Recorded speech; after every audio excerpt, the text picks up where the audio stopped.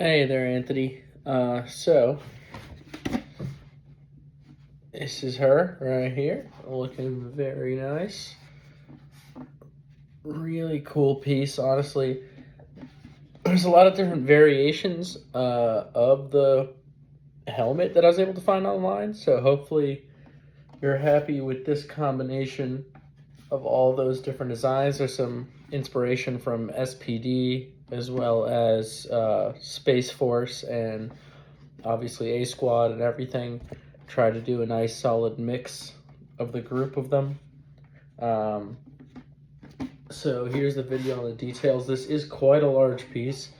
Was scaled to be able to fit with, at the minimum, your head dimensions with your glasses on. That's why it's a bit wider, but when it's on, still does give that visual of a Power Rangers helmet. So this is the video with some details. First of all, rather than going with magnets for the back, since this was so spacious, I went with a bit of a simpler design here where there is elastic on the inside. So what you do is pull this back and lift up, and you'll see it'll rest right there on that.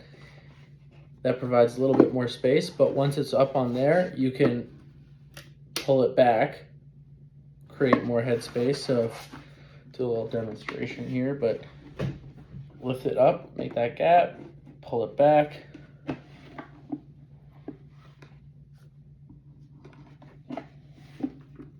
and then you would just close that in once your head's in. Just basically just move it down, you can line up the sides using your fingers right here on the bottom bits, make sure everything lines up. But once it's shut, you get this really nice seam with the line down there and this back curve going into it.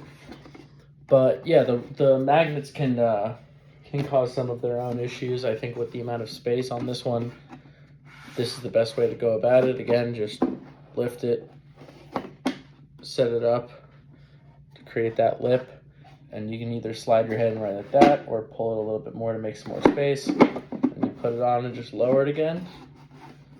And there you go, it's on. So, as for the padding, because you have your glasses in there and I don't have your head here to measure, I don't want to put in too much foam and create a space too small for you to work with. The adhesives I work with are pretty strong, so what I've done is I've made you a lot more foam inserts than I normally do.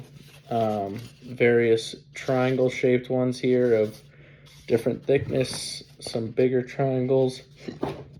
I usually like to use the triangles for the sides. I'll, put the skinny parts facing down and curve it along the top of the head, obviously with inside the helmet, but how you want to do that is up to you. Honestly, this is the majority of the foam that I have left, but it's quite a large helmet, and with the specificities of fitting the glasses and everything, I want to make sure that you could take these, you got some rectangular pieces.